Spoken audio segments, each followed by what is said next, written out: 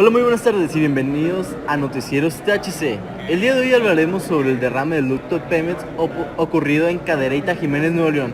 Cuéntanos más acerca de este incidente, Gerardo. Claro, con mucho gusto. El pasado 22 de agosto ocurrió un derrame de hidrocarburos de un ducto de Pemex en el río San Juan, que gracias a este ocasionó daños a los ríos, afectó los cultivos, la calidad del agua para el consumo, granjas y la fauna del lugar. A continuación se les explicará más a detalle estas afectaciones.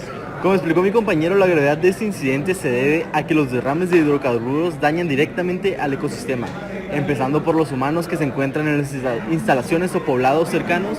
La contaminación ingresa a través de vías respiratorias, bebidas y comidas contaminadas y absorción por la piel. Los efectos pueden ser de corto plazo, como orientación en la piel, ojos y náuseas. A largo plazo, como lesión en la médula ósea, leucemia y tumores hematológicos.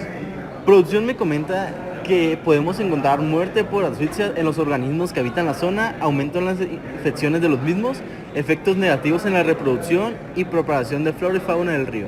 En los poblados cercanos disminuye su actividad económica debido a la contaminación de sus productos. En la mayoría de los casos son pueblos a los que se encuentran cerca del río, los cuales dependen de la actividad agrícola y agropecuaria. Esto es un problema que va más allá de la contaminación. El problema de este tipo de accidentes es que no se les da la atención necesaria. Las compañías no intentan dar el cuidado para no reincidir, ya que es un gasto de dinero que no ven necesario porque afectaría sus ganancias. Pero cuando pasa un derrame grande, hacen lo posible para arreglarlo, para no llevarse una multa y tener mala fama con el público. El mayor problema de estos accidentes es lo difícil que es arreglarlos.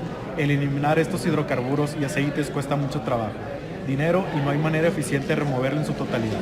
Pero para hablar más a detalle de este problema, tenemos un grupo de científicos que nos explicarán cada detalle.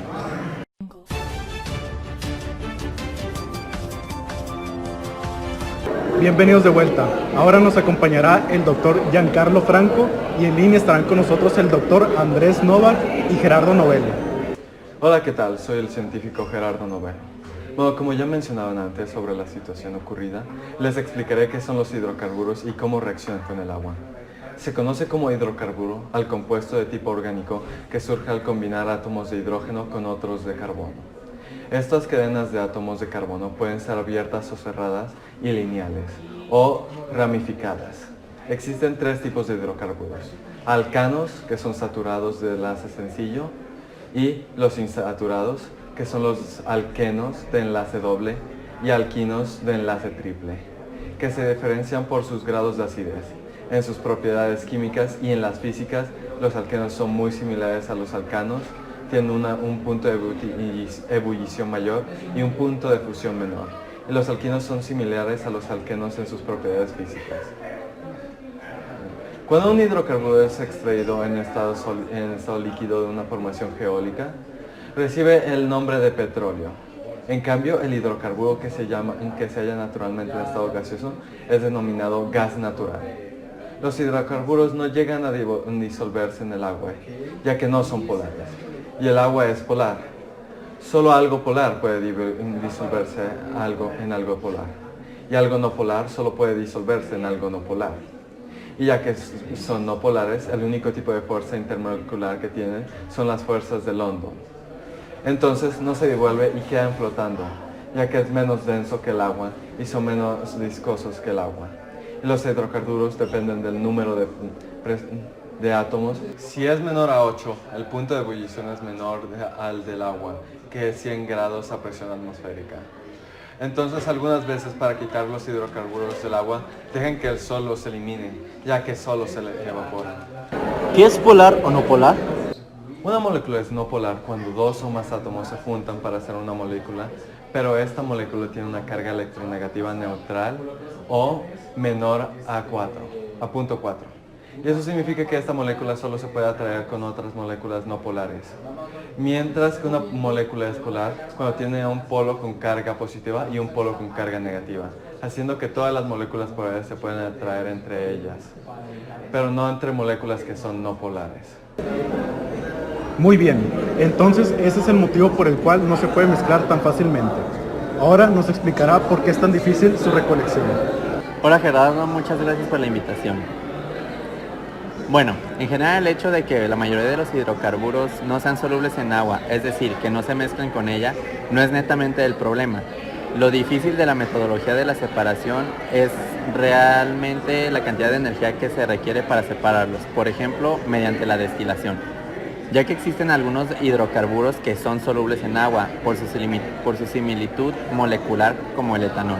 Un alcohol liviano que a su vez es soluble con los hidrocarburos por ser parte de la gama de los hidrocarburos.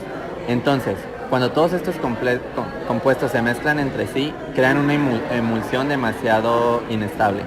Sumemos a todo esto el hecho de que por ser líquidos tienden a esparcirse y a no mantenerse en una posición estática.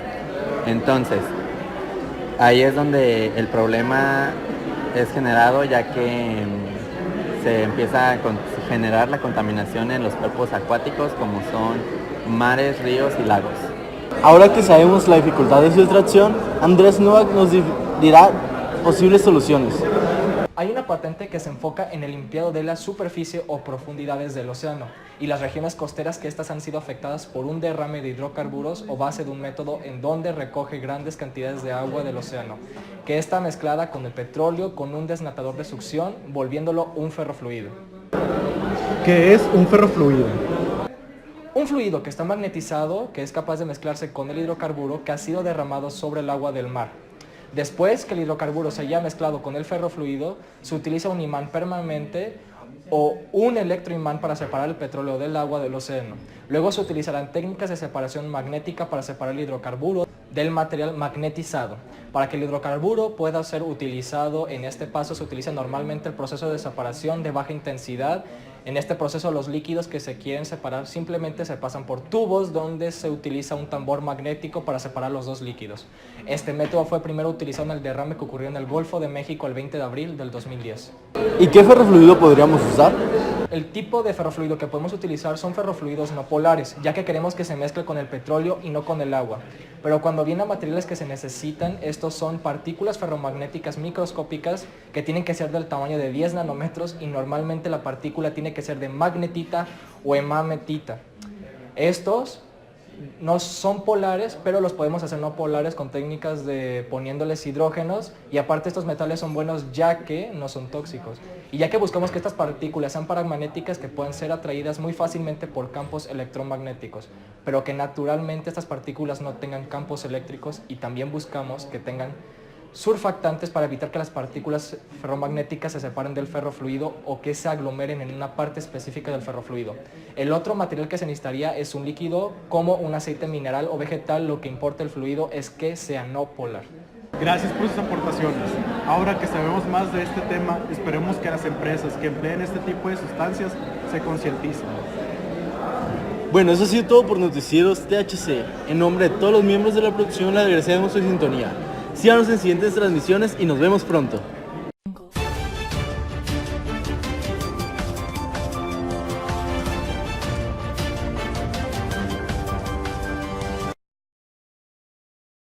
Con lo visto en este curso sobre la situación problema y las características de los compuestos involucrados, me di cuenta que no era como pensaba. No solo se derramaba el hidrocarburo y todo se mezclaba. Es un proceso más complicado que eso. Y las afectaciones que este causa son de escala que podemos apreciar. Es un tema que debería ser concientizado en cada una de las empresas que utilicen este tipo de compuestos, ya que el mal uso de ellos puede llevar a un problema más grande. Por eso mismo debería haber leyes que se apliquen al pie de la letra cuando ocurran accidentes de esta magnitud, y el control de calidad de las empresas que manejan este tipo de compuestos debería ser regulado. Gracias a este reto pude entender más de por qué situaciones como estas son malas y que llegan a tener diferentes soluciones para resolverlas, que depende de la situación hasta que se pueda dejar que el sol quite los hidrocarburos, ya que los puede evaporar. Pero esta sería una situación donde los hidrocarburos estarían muy dentro del mal. Pero para nuestra situación problema no era el caso, así que teníamos que ver una manera de quitarlo y que fuera fácil, y siento que nuestra solución es muy buena. Pero este tipo de problemas sería mucho más fácil que no se dejaran que pase en primer lugar y que se les dé las importancias suficientes para que accidentes como estos no pasen. Durante la introducción de la materia se nos presentó la situación problema a resolver. Para llegar al resultado tuvimos que profundizar los temas a gran detalle para encontrar soluciones correctas. En el proceso relacionábamos los temas vistos en clase y nos ayuda a comprender la estructura de los hidrocarburos y cómo estos se comportan al momento de los derrames, ya sean en ríos, mares o presas. El caso específico en el río San Juan no es el único en México. Lamentablemente han sucedido varios casos de derrames.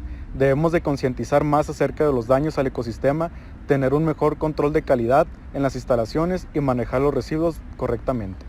Más que decir que aprendí muchas nuevas cosas, quiero realmente remarcar que comprendí el por qué ciertos compuestos se comportan de tal manera, tan peculiar y como todo siempre tiene un porqué. De igual manera amplié mis conocimientos básicos de química y en general de toda la tabla periódica y de sus elementos particulares, pero lo que más valió la pena es el compromiso que como futuro ingeniero en robótica he de cargar, un compromiso que me permita aportar al desarrollo sustentable de la sociedad. Durante este curso pude entender de manera completa el problema que es los derrames de petróleo.